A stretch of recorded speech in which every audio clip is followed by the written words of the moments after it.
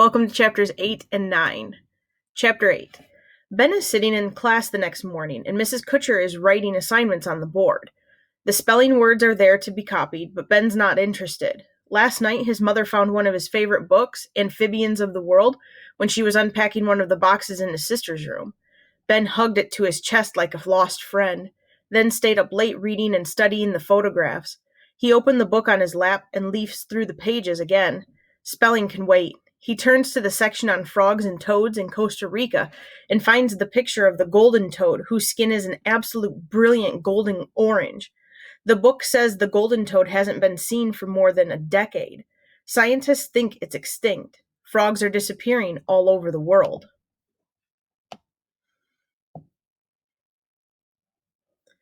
Ben starts to draw a picture of the golden toad. His colored pencils are dull, so he gets up to sharpen them. Ryan follows him to the sharpener. "Ben," Ryan whispers. "Hey, Ben." "Yeah?" "This is for you."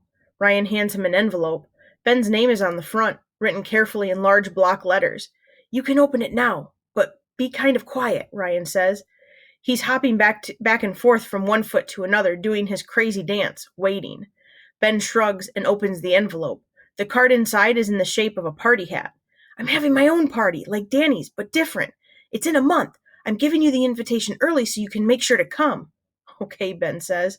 "It'll be cool. We're planning all this fun stuff. We have to have it on Thursday because my mom works on the weekend. My sister will be there, but she promised not to bother us. And my mom says we can order pizza." Ryan pauses for a quick breath, and then words keep coming. "We'll have games and what movies do you like? What?" "Anything is fine," Ben says. The party's a month away, and Ryan's already going crazy. "Mom says maybe your mom should call so we can get everything set." "Okay," Ben finishes sharpening his colored pencils and heads for his desk. Ryan grabs his sleeve. "She should call today, and Ryan, calm down. I got your invitation. I'm coming. My mom doesn't need to call."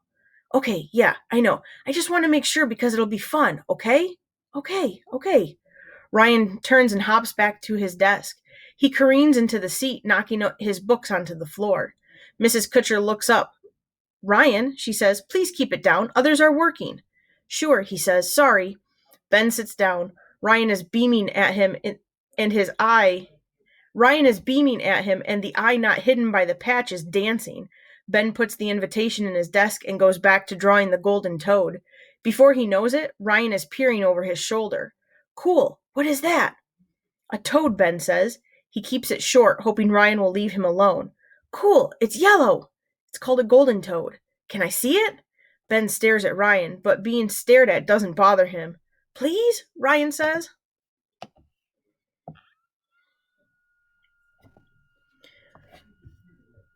Ben holds the book up. Ryan grabs for it, but drops it.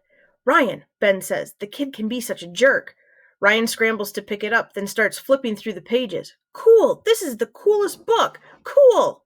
"Ryan," Mrs. Kutcher's sharp voice, "are you doing your work?" "No, I'm looking at Ben's book. It's really cool." "Both of you come up here, please," she says. Ben gives Ryan a murderous look, but Ryan doesn't notice. He's already halfway to Mrs. Kutcher's desk. You two both need to get to work. Neither of you can afford just sitting around while everybody else does what needs doing." "But I was trying to work," Ben says. He was the one that was talking. "I just wanted to see the book," Ryan says. All right. Whatever happened, put the book away. You're supposed to be doing spelling." Ben starts to protest, but Mrs. Kutcher shakes her head, stopping him. "Please don't argue. Just do your work." Ben goes back to his chair and sits there with his arms folded. He can hear Ryan trying to get his attention.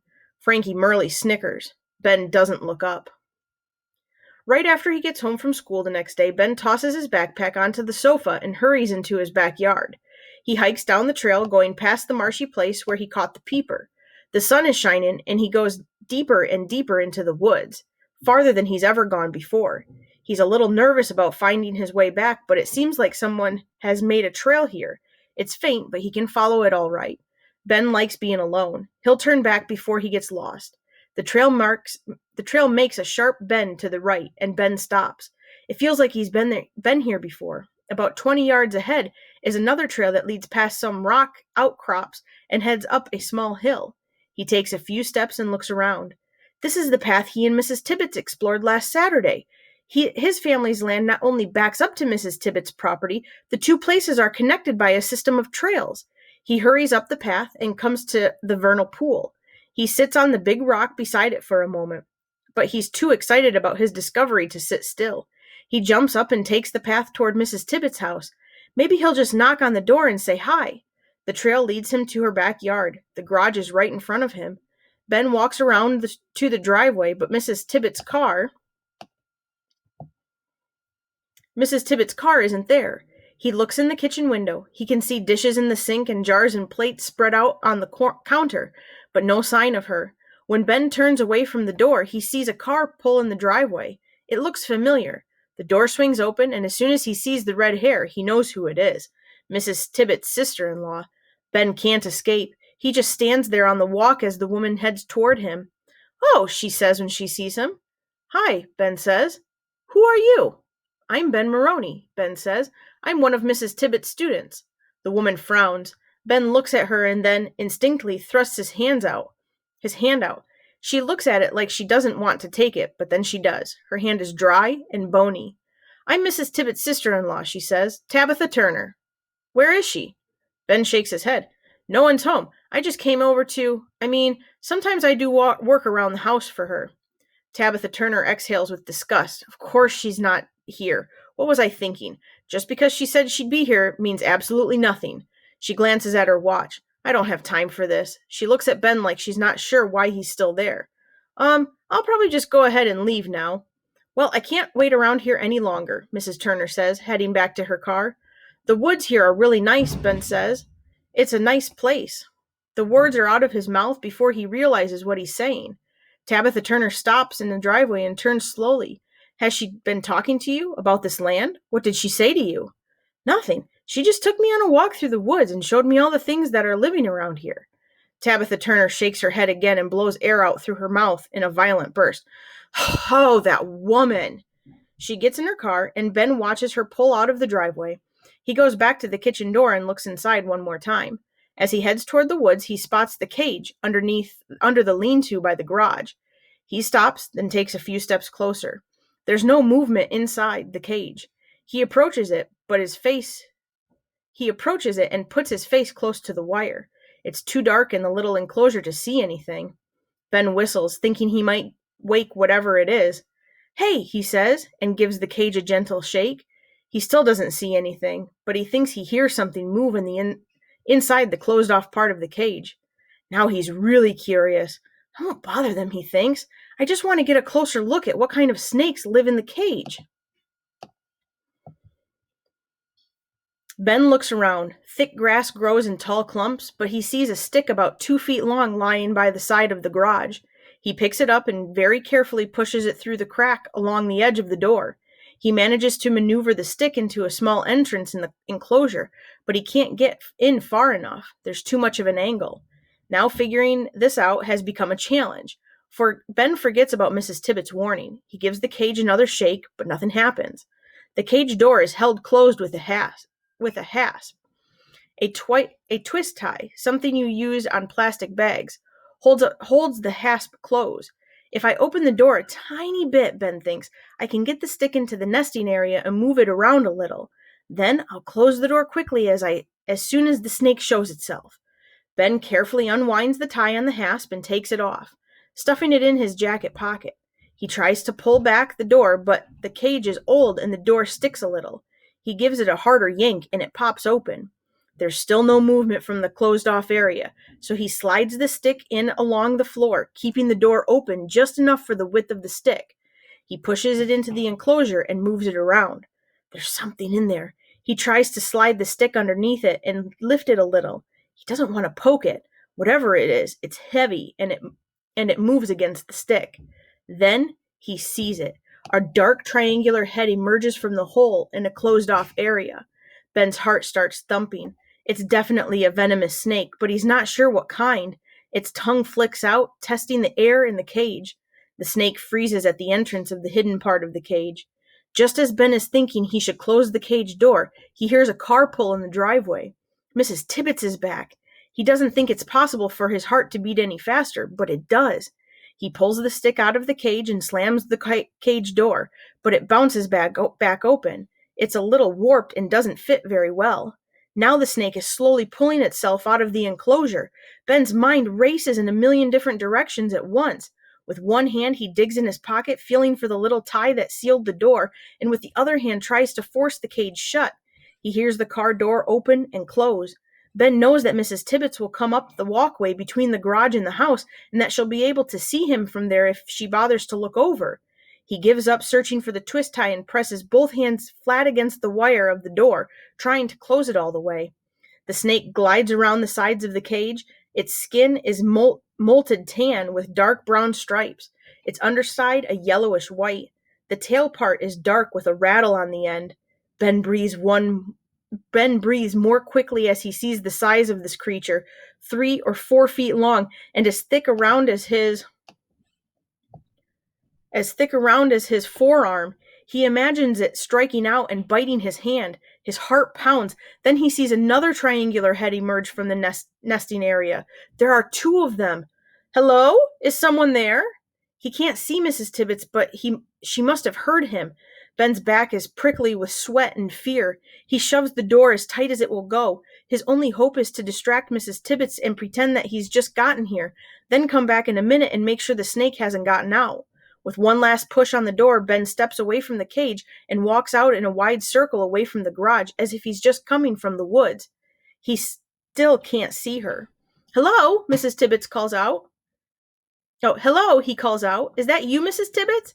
He heads quickly toward the walkway, keeping a distance from the back of the garage where the cage is. Oh, Ben, what a surprise, Mrs. Tibbets is smiling. Ben waves and takes a quick glance at the cage. The door has swung wide open, but it's too late to do anything about that, at least right now. Hi, he says, hoping his voice doesn't sound too quivery. I was walking out in the back of my house, and I found this trail, and I recognized where I was. Oh, how wonderful, Mrs. Tibbets said. She's holding 2 big bags of groceries. I thought there was a way through there, but it's been a long time since I've explored that part of the woods. Here, hold these, please, while I unlock my back door. She hands Ben the bags of groceries while she fumbles with her keys. The cage is just out of view. Ben feels like he wants to throw up, but he has to stand there calmly pretending that nothing's wrong. Why don't you come in for just a minute, she asks as she opens the door. You can put the groceries over there. There's nothing Ben can do but walk in and put the bags on the counter. I ought to get back, he says, desperate to escape. Don't be silly. You came all this way. Stay for a minute. Let me see what I have for a quick snack. That would be great, Mrs. Tibbets, but I really have to go. My mom doesn't know where I am or anything. Well, all right, she says, and Ben makes a beeline for the door. Oh, wait, she says. I forgot. I've got something for you. Ben follows her out the door along the walkway, terrified that she's going to walk toward the lean-to. He tries to think of something to do, some way to stop her, but she goes right to the garage, opens the door, and disappears in the dark coolness. Ben sticks his head in. The garage is piled high with things. You couldn't park a car if you had to. I saw it the other day and meant to give it to you, Mrs. Tibbets says, as she squeezes between a pile of tools and a stack of boxes. Oh, here it is. She holds up a handled net. This should help you with those peepers. Thanks, Ben says. Half an hour ago, he would have been thrilled and eager to tell her he had caught a peeper with his bare hands. Now he just wants to get away from here. That's great. I really have to go. All right, she says. I'll see you at school tomorrow. And remember, the night of the Spadefoots could happen any day now. I hope you'd still like to come. Yeah, sure, Ben says. He walks out of the garage with Mrs. Tibbets a few feet behind him. Instead of heading directly for the woods, Ben hangs back, praying that Mrs. Tibbets won't decide to go check out the cage. Thanks a lot, he says. Mrs. Tibbets stands at her back door for a moment, waving at him, then steps inside and shuts it. Ben walks around to the side of the garage and stops. He waits for a minute, then tiptoes back to the lean-to. The door to the cage is wide open. He sucks in a deep breath and walks over for a closer look. The snakes aren't in the outer area of the cage.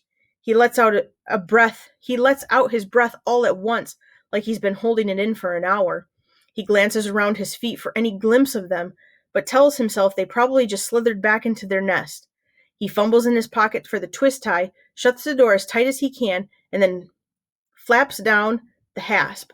His fingers are shaking. It's a struggle, but he finally manages to fasten it with the tie. Ben knows he should have checked to make sure the snakes were definitely in there, but he tears across the field and plunges into the woods, frantic to get home. He barely even glances at the vernal pool. As he approaches the path that leads to his backyard, he realizes that he's gripping the net Mrs. Tibbets gave him. Oh no. Chapter 9. The next day in class, Ben can barely look up at Mrs. Tibbets. He slumps down in his seat, thinking about the snakes. He knows that snakes don't ordinarily strike people, or at least if people leave them alone, but he can't help picturing them gliding out of the cage, lurking in the garden, ready to strike out if someone passes by, someone like Mrs. Tibbets. He sits up straight and tries to concentrate on the class discussion, but he can't get those two triangular heads out of his mind. When Ben gets home, he has a snack, then goes to his room and shuts the door. He doesn't know what else to do but work on his homework. He stares at his geography assignment. An outline of the report is due tomorrow, but Ben hasn't been able to get started on it. Now it's the last thing he wants to do. The desert seems like a million miles away. The phone rings.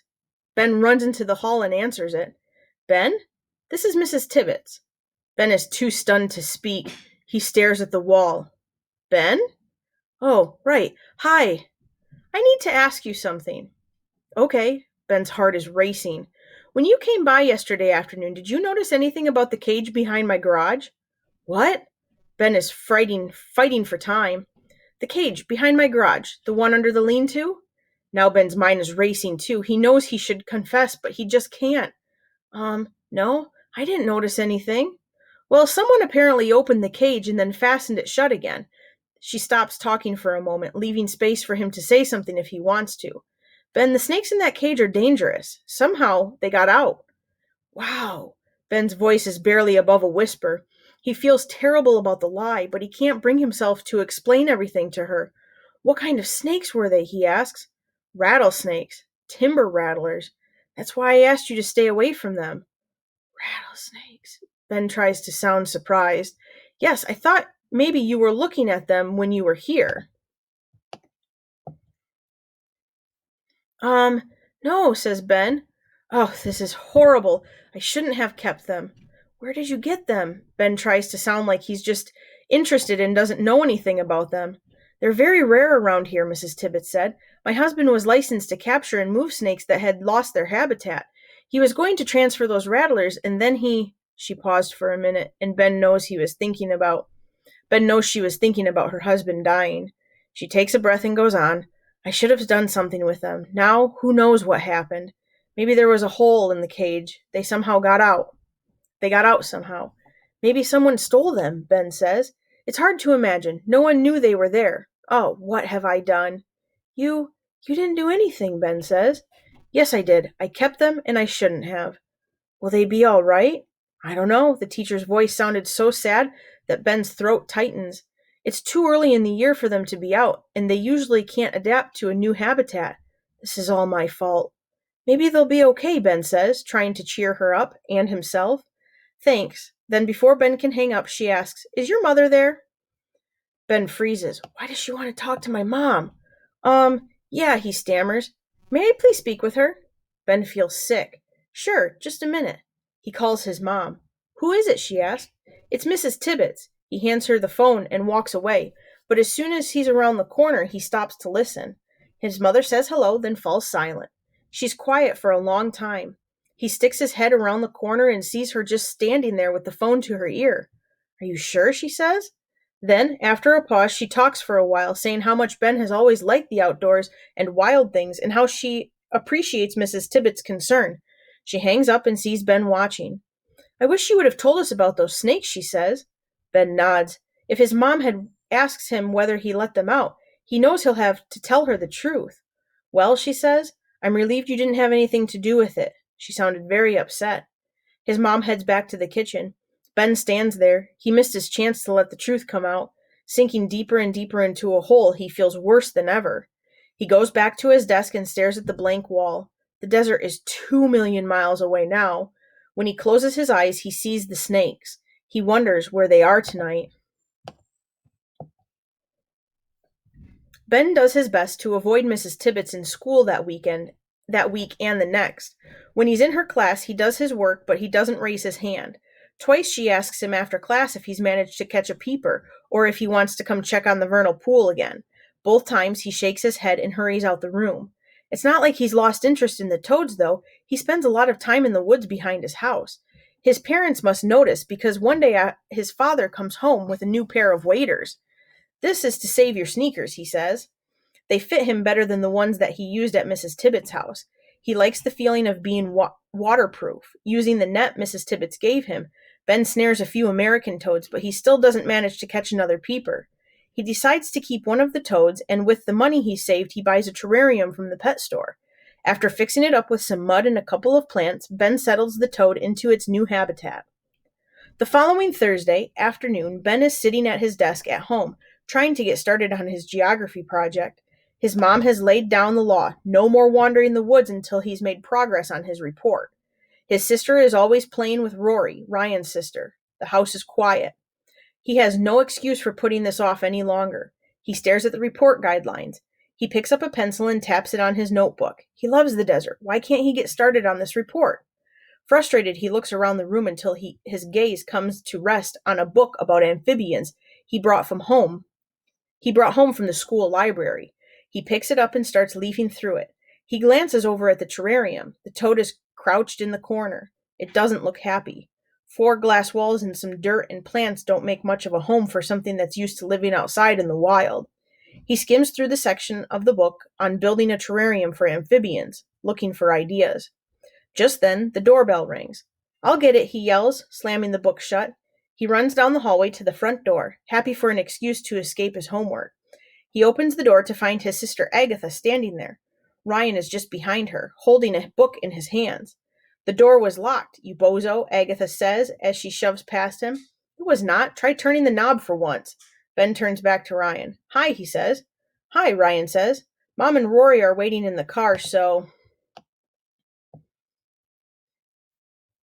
I can't stay. I brought your book back, and when I was at the library, I found these books about amphibians and reptiles too.